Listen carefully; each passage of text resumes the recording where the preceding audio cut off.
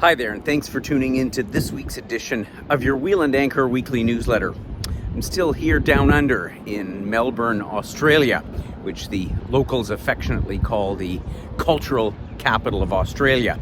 It's been an interesting trip. I came down here to visit a couple of friends. In fact, one of our hosts, Alfie, that many of you will know from several of our trips. But I came down to take another look at Australia. I hadn't been here in some years, and I'm contemplating, as always, how to run a trip here that is both unique, interesting, and that offers our members something that you just don't find anywhere else.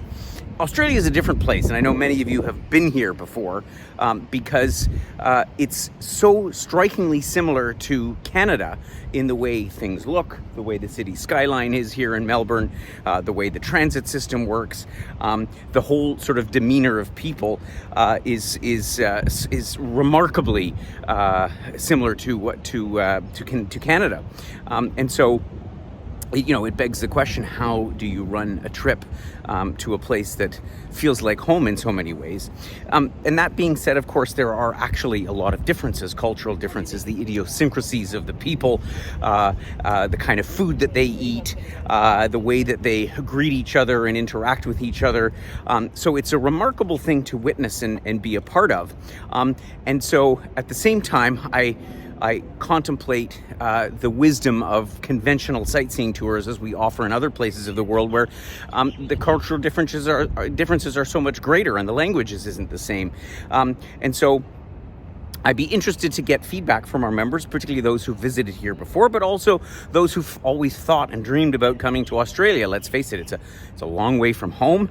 And so when you come down, you're going to want to come for several weeks. And of course, one always wants to visit sort of the known touristic highlights of the country. You want to go and see the Great Barrier Reef up in the northeastern part of the country. You want to see Uluru in the desert in the center. You want to see kangaroos and koala bears and wombats and all of the various native species that exist here in Australia.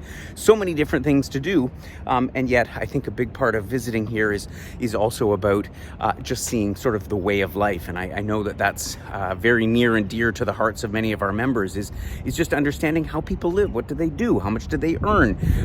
What makes life here what it is? So I'm curious for your feedback. We're going to be working on our newest version of our Australia program for 2025 in the not too distant future.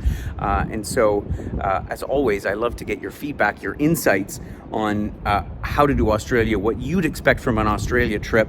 I'm inclined to offer this again as a live away, as we've done in so many other places, because this is truly a place where you could come and just live, because it's so easy to get around and get acquainted with the local environment. So that's all for this week. Next week, I'll be coming back to you from my adopted home of Thailand. And until then, I wish you a wonderful week. Take care, and we'll see you soon.